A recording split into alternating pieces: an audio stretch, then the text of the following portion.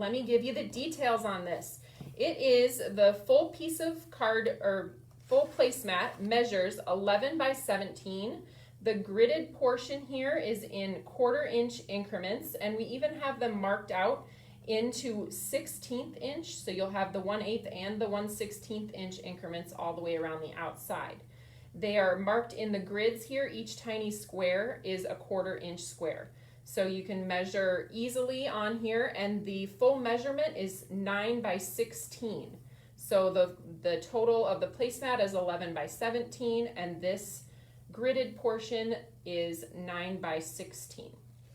And it has some other awesome features. So it has the rulers, obviously all the way around the outside. The rulers on the right side and the top are centering rulers. So it's marked at 0 in the center, and then you can move out from there. So if you were measuring, let's say, a card panel piece here, you would start at 0. There, that's 4, and then start at 0 by 5 1/4. So you can measure that way, or you can do the same thing here along the side. You don't have quite as long of an area to do that with. But then the other rulers on the top and bottom, they measure out from the left-hand corner on the left side and the bottom. So starting at 0 all the way up to 16 and 0 up to 9. Then we have these cool spots in the middle that are useful for lots of different things. So here in this portion, the inside rectangle, that is sized to be an A2 card base. So that would be 4 1/4 by 5 1/2, and we have it marked out in both a vertical and a horizontal orientation. Now the piece that I showed you here is a card front size, so the A2 layer, which measures 4 by 5 1/4. If you want to use this, which I will later in the video, you'll just center that inside that black line there.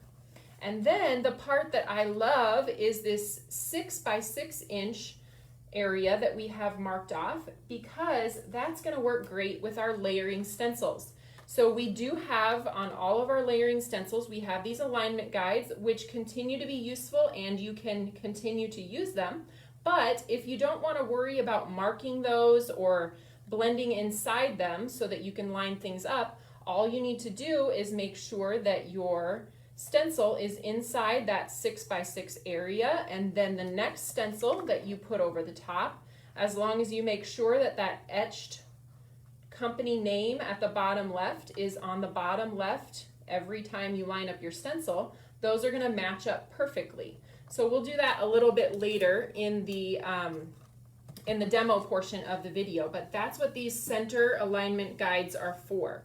I also find them useful to actually lay out my card pieces. So if I had, let's say, a stamp image and I want to set it here just loosely, or even stamp it onto the placemat and then see what sentiments I want at the bottom, I can set those there, or even stamp them to get a loose idea of how I want to arrange my card, whether it be vertical or horizontal.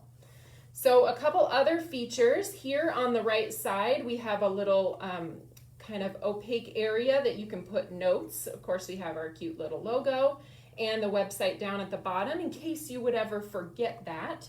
And then one of my other favorite parts of this is we put different kind of funny sentiments, funny, cute, heartwarming sentiments, a little mix of everything down at the bottom. So there are 50 sheets in this pad, and there are 10 different sentiments. So they'll just rotate through. You'll basically get 5 of each different sentiment on the placemat. So every time you rip it off, you'll come up with a new one. So I'll read some of them to you. This first one that I have on top here says, "All I need is a little bit of caffeine and a whole lot of stamps." Then we have, "I like to party," and by party, I mean stay home and stamp. I love that one. I also put it on the cleaning cloth that we did with Big Grumpy, so that's one of my favorites. I have, "Of course I talk to myself when crafting. Sometimes I need expert advice." Then we have "Weekend forecast, stamping with no chance of house cleaning." "I never dreamed I'd grow up to be a beautiful, amazing crafter, but here I am killing it." Just a little encouragement for everyone. "I don't buy too many craft supplies. I just shop faster than I create." Love that one too. "Given enough glitter, I could rule the world." and building my empire, one craft project at a time. And then one that we all need a reminder for, in crafting there are no mistakes, just unique creations. And then last, I think this one might be my absolute favorite, I only buy craft supplies when I need them for a project, or because it's on sale, or because there's a coupon, or because it's pretty, or because I want it. That sounds about right for me in craft supplies. So hopefully these kind of tickle your funny bone and make you smile as you're crafting too. So I did not mention the price yet. These grid paper pads are $13, and again you have the 50 different sheets, or 50 sheets, and then they are also gummed at the top, so you can they stay in place and you can rip them off. I use these over the top of something else, so I posted a link in our fan page the other day to the kind of self-healing mat that I use underneath my craft space. I know lots of people love the Tim Holtz glass mat. For me, I just don't have that much space on my work table, and it's a little bit cumbersome, so usually I just get out my glass mat when I want to do something like glitter paste or gel paste or something that I want to be able to watercolor and wipe up easily. So otherwise I use my self-healing mat with a placemat over the top. So I have somewhere I can design, I can stamp off, I can measure, I can align, I can blend. So this is going to be something that you will probably see on every future live video that I do, and every video, because literally I go through reams and reams of just plain paper to have something underneath my projects and not get my ink all over the place. Okay, so that's the grid paper pad. Now we did also add in a couple other fun things. So these are our little notepads to organize your crafty chaos. So this one says organized chaos, and this one said maker's gonna make. This one here, it might be hard to see in the video, but it has rainbow check boxes, and these check boxes are gray. And the price on these, I forgot, but they do come 2 in a pack. So you get both of the notepads in one pack together. We're not gonna sell them separately. And then there are also 50 sheets. They're gummed at the top, and they have this nice chipboard backer to make them a little sturdier. So you could even place a magnet on the back if you've got somewhere in your stamp area that you could magnet it, almost like a refrigerator grocery list type of a thing. And I've already been using lots of these, just listing out the different projects that I need to make, whether it's for personal, maybe I have a card for a birthday, or I have also been trying to keep more organized with my TE projects. So I have been keeping lists of all the things I need to make videos to show you guys. So those are the 2 desktop essentials that were just released today. And you can find them on the Tailored Expressions website. I think on the homepage there's probably a banner that you can just click on and head right to these items. Okay, so let's get started with the demo. Sound good? All right. Let's see. I see lots of adding to the carts. That's awesome. Okay, so I mentioned before I have these panels that are 4 by 5 1/4. And I am going to use them inside the alignment grid of the placemat, or the alignment opening. And I'm going to use them with the Plaid stencils to create a couple of different ideas. So before the video, I did a few. This is not one that I'm going to show you on the video, so I'll show it to you now. And then I have a couple others that I finished. This one, I used several different colors of ink. It's maybe hard to tell here. The pink is all the same, that was Lollipop, and then I did Cookie Monster and Blue Raspberry down the center, and then Pineapple for the yellow thin lines on the plaid. That was just something I tried. The plaid is not designed to make these X's. I just thought it would be fun to try lining it up that way, so I kind of did that just based on eyeballing the stencil and making sure that once I did these larger pieces that the lines matched up in the corner of each of the open areas there. So I am going to show you first how to use this. This is the A2 layer that I mentioned, 4 by 5 1/4. It is important that we adhere it to our placemat. So I'm gonna put actually 3 strips. A lot of times I just put one in the middle, but I found when I was doing this earlier, it tends to kind of shift your paper, and when you're working with these straight lines, it is really noticeable if your paper shifts between layers. So I'm gonna put 3 strips. That's why I put the 3 strips of adhesive. Okay, you guys hang with me just a second. I'm gonna pull this comment area down in front of me so that I can see if you guys have any questions while I'm moving on.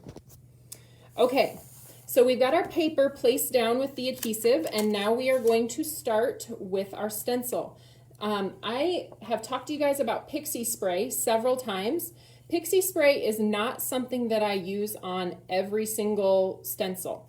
I really like it for stencils like this where they're kind of floppy. You can see that these little stripes are pretty loose in there, and they're going to wobble around if you don't have anything on the back to tack them down. Now, if I'm using a stencil that has just like a square, one of our masking stencils, I'll just use purple tape on that. But this is really a stencil that requires the pixie spray. So I'm going to start by spraying that on the back. And I have a little trash can here next to me. I'm going to spray it off camera. Just shake it up real good and then spray it about 6 inches away from your stencil. I think my can is running out of juice. I need to get another pixie spray. Then I usually wave it around a little bit to help the pixie spray kind of dry on there. You don't want to tack it down to your project too early. You want to give it time to adhere to the stencil and make it a little bit tacky. So once you can feel that light tack on there and not a lot of wetness to it, then you can place it down onto your project. So here I mentioned also we have etched our company name in the bottom left of the stencil. It's important if you're going to use this as your alignment guide to always start with that etched company name in the same spot. So I can read it upright, it's down in the bottom left corner, and then I'm going to place my stencil inside that 6x6 square on the placemat. And we're going to start with we're going to do pineapple ink. And I'm just going to go all over the stencil with the pineapple ink. If you find that you didn't quite get enough pixie spray and your lines are shifting back and forth on you, you probably will save yourself some headache by just peeling it up and putting a little bit more pixie spray on there before you just go and complete the design and get frustrated that you have these shifted lines. All right. This is going to take me a little bit to blend. So let me know what you guys are up to today. Any plans this week? Doing anything fun? Did you sign up for Stamp Joy? I know that's been a big topic here at Tailored Expressions. I've been working hard on getting stuff together, so we have a little bit more info to share with you guys soon. I have a couple of the class cards finished, and we hope to be able to share a sneak peek of that soon, so if you've been on the fence. We also probably will not be keeping registration open a lot longer. I don't have exact numbers of where our registrations are, but I know they're getting up there and a little bit closer to our kind of number that we had in mind. So, all right, now I'm going to rotate the stencil, and I did not blend inside these squares, so I want to make sure when I'm rotating this that when I do my second layer that I rotate it in the exact same direction.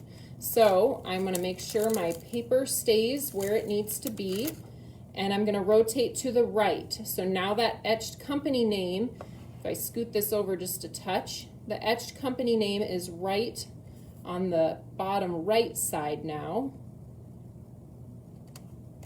And we'll place it down that direction, and then I'm going to do some guava.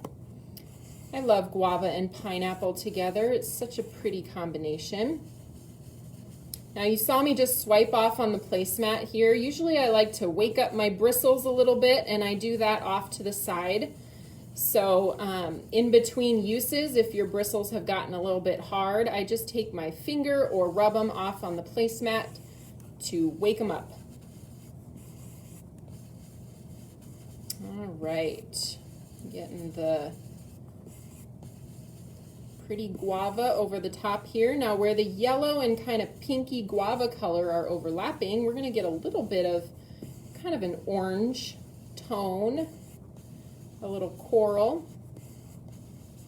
And you could also, these strips are far enough apart that you could choose to do them in different colors. Just to save time today, I'm gonna do them all the same.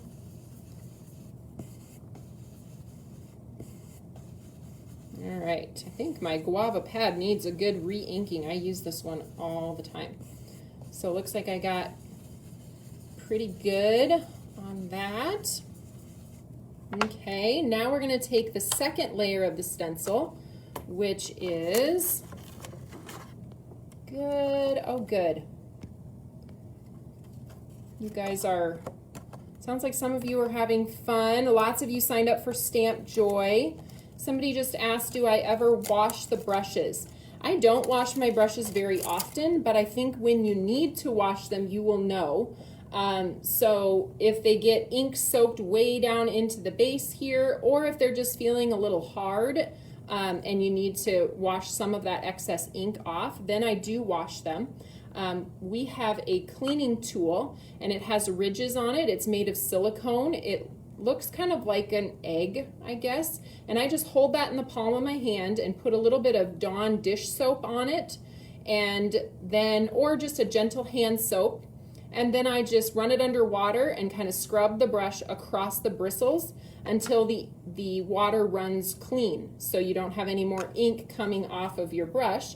The color will never come completely out of the brush, so just know that you'll always have a stained bristle once you've used it. But it will come to where the water is running clean, and then your brush, you know, is clean. So then when you dry them, you'll want to dry them upside down like this. I know some people roll up a towel and kind of set them on there. You want that water not to settle in the base like this. So you want to point your bristles downwards so the water comes out this way as it's drying. Okay, so now I have that second layer of the plaid stencil in place. I made sure that my etched company name is starting down here on the bottom left. And then I'm going to grab my blueberry ink. This one's a little bit darker. And this one only has 2 stripes. I did have pixie spray already on the back of it, but because it only has 2 stripes, you might be able to get away with the pixie or the purple tape instead, just to hold that down. And I'm just going to quickly do those lines, and then we'll rotate that again. Remember that the last time I rotated, I went to the right, so that the bottom right here has my company name. And so we'll do that the same way for this second layer. And then we'll blend these lines again. These are this color combination I'm using is really kind of summery looking. I'm sorry, any ideas on the ink and when it's coming back in stock? We are just in a world of hurt with our ink. I know every day new ones kind of keep heading out the door, but we are getting restocks. They're just coming in slowly. So depending on what color you're looking for, you'll want to sign up for those individual product notifications on our website, so you know as soon as they come back in stock and you can add them to your cart. All right, what do you think? This turned out really, really pretty. Here you go. Deebers is asking, I found out the hard way that you cannot blend the sugar cube. You can blend the sugar cube. You can use a blender brush. You're going to want to wash it because it is a pigment ink. So you need to wash it before moving to a different color that's a dye-based ink. I really prefer to use a blending sponge instead of my brushes for the sugar cube, and I'm going to show you that also here in a few minutes. So I'll talk about some of those tips and tricks for using those pigment inks. Okay, so this is what it looks like, and then shout out to Jamie Sibley. She did something super cool over on our fan page. Jamie does a lot with me on product development, and she's been a longtime crafter, and she has some of the best ideas. So anytime you see Jamie post something on the fan page, just know that you should pay attention. She does some really cool stuff. So I am going to show you what she did after she stenciled her plaid background. She used, see if I can find, yes, this is the burlap embossing folder. Now I'm not going to bring my embossing folder or my Big Shot on screen here, but I am going to put this in here and take it back to my embossing machine. Just a second here. Feel like I'm shouting across the room, but I'm just going to run it through the machine here. You guys all know how to do that part. And then you have what looks like an amazing piece of fabric. Doesn't it look like a seersucker? Can you see the beautiful texture on that?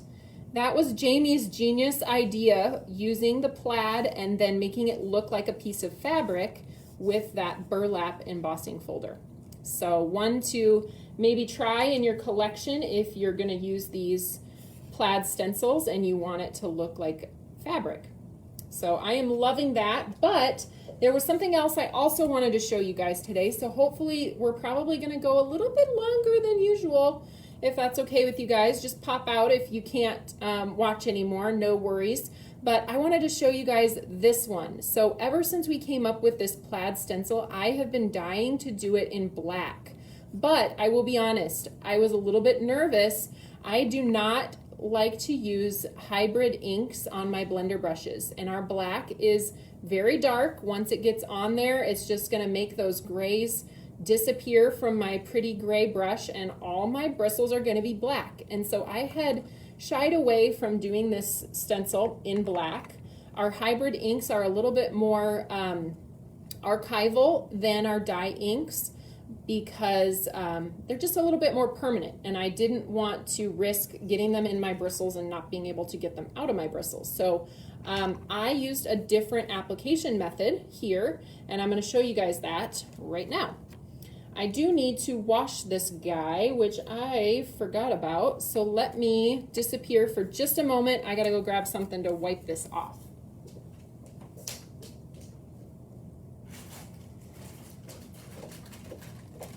All right, so I just grabbed a baby wipe quick. Normally I would wipe these with our Stampers Spritz, but in the interest of time, I'm just going to get as much of the ink off as I can because we're going to be doing black anyways, so it is not going to matter that there's a little bit of red. The black will definitely overpower that. Okay, so let's start with another piece of our cardstock. This is our sugar cube cardstock here that I'm using today. Super smooth, accepts the ink really well. All right, so here the pixie spray is still tacky enough on the back that I can reuse this without having to do the pixie spray again. And I'm gonna put that down in the center of that 6x6 outline. And like I talked about, I just do not want to use my blender brushes with my black ink. So I grabbed this tool, which is something we recently brought into the Tailored Expressions store, and it has been getting more and more use in my craft room. These are Nuvo blending sponges.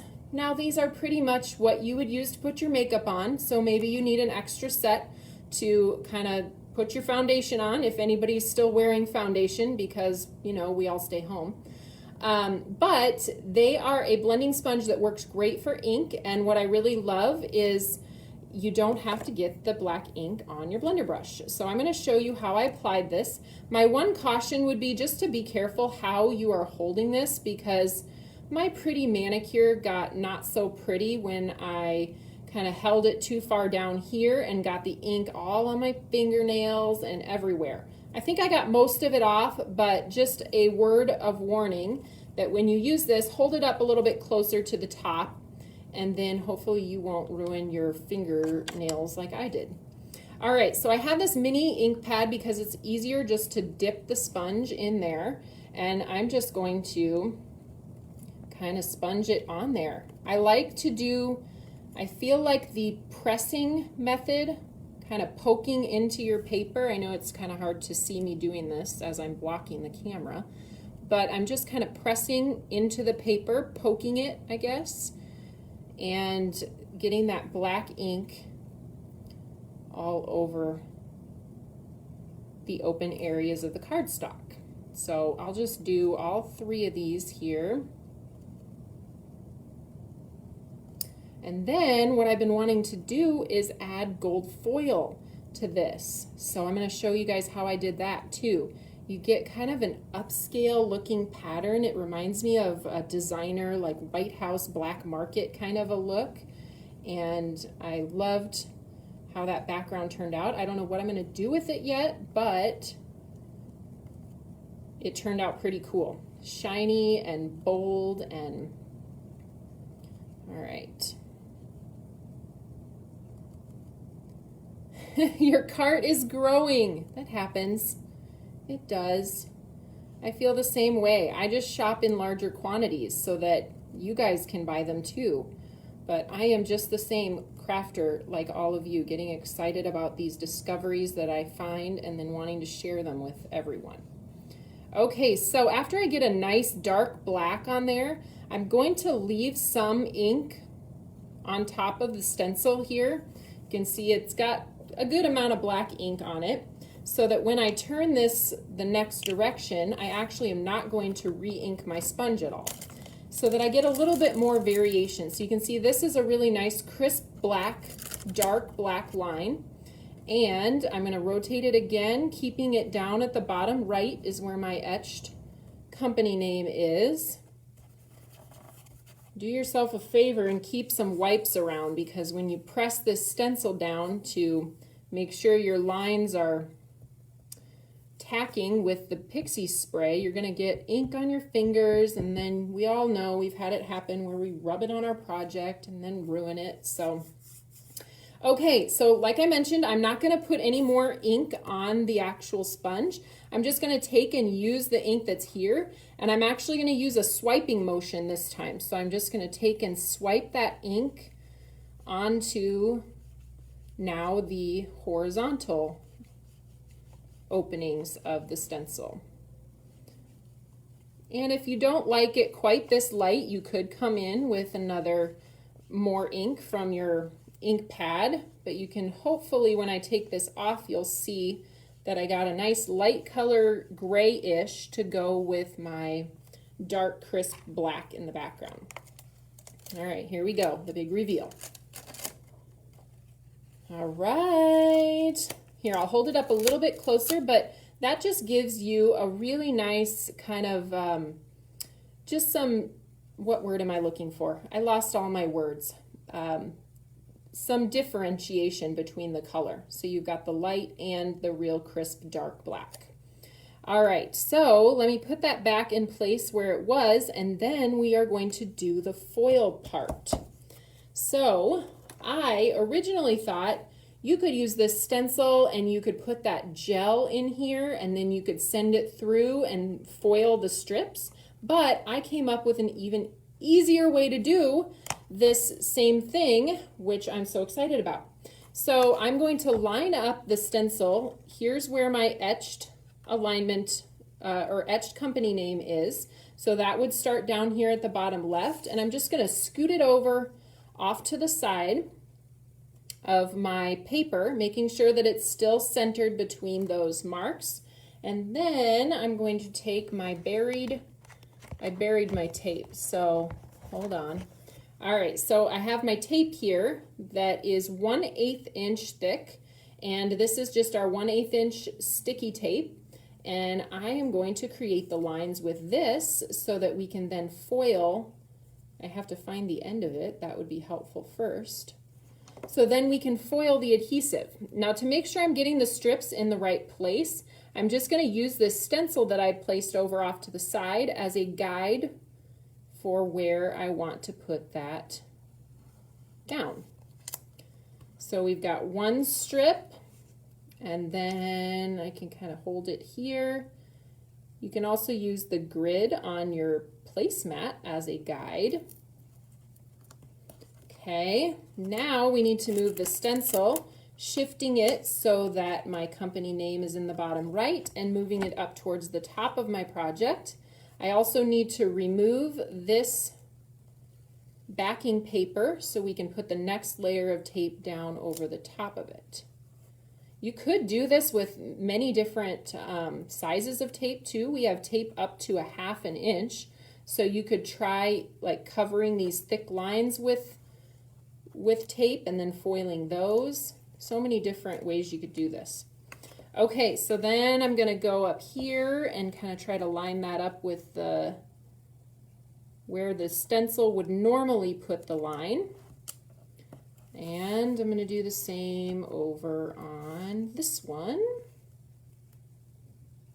And then I decided to just grab some gold foil, but of course you could do this with colors too. I don't know if I got that one straight, but now I hope I didn't ruin my paper. Okay. All right, so now we've got the tape on there. We'll take the backing off of it.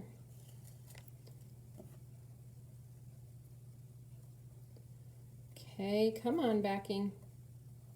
I don't even have my nails on anymore. That used to be my excuse for not being able to get this tape to go, to peel up. All right, there we go. So I actually have taped this down to the placemat a little bit, which should help keep it in place, and when I want to get it up, I'll just rip it up. Now I've got that foil. Whenever you apply the foil, you want to make sure that your pretty side is up. So you want to see the pretty side, and you want to put the not pretty side down onto your adhesive. So I'm just going to stick that down here and press it with my finger. You really, I found, don't need to press super hard on these thin lines, so I didn't find it necessary to send it through my die cut machine, but if you do, you could cut your foil off here and just send this whole piece through your die cut machine for that added pressure on the adhesive to adhere the foil to it. So I'm just going to peel this back and we'll see where that gets us. Oh my goodness, I love it. I think it's coming off just perfectly. Yes, and I did not press very hard at all, so it worked great. And now I can just peel up my piece here.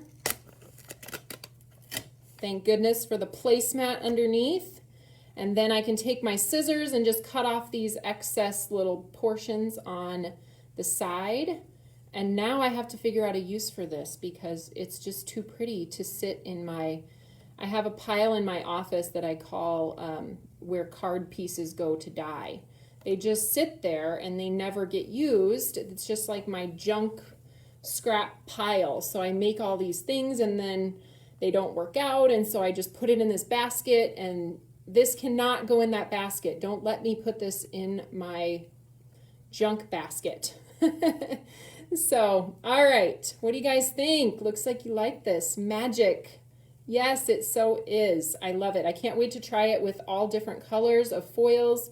You could even do something bright. You could add bright foil to something like this instead of gold foil. Maybe you do teal foil just for some extra sparkle.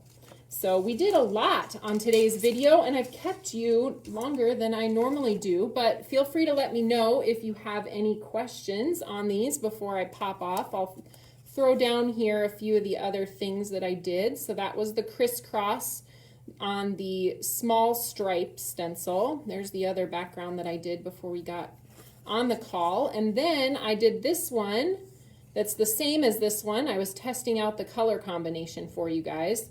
So I did this one, and this one is not embossed, so you can see the difference of what that looks like with the burlap embossing folder versus without it.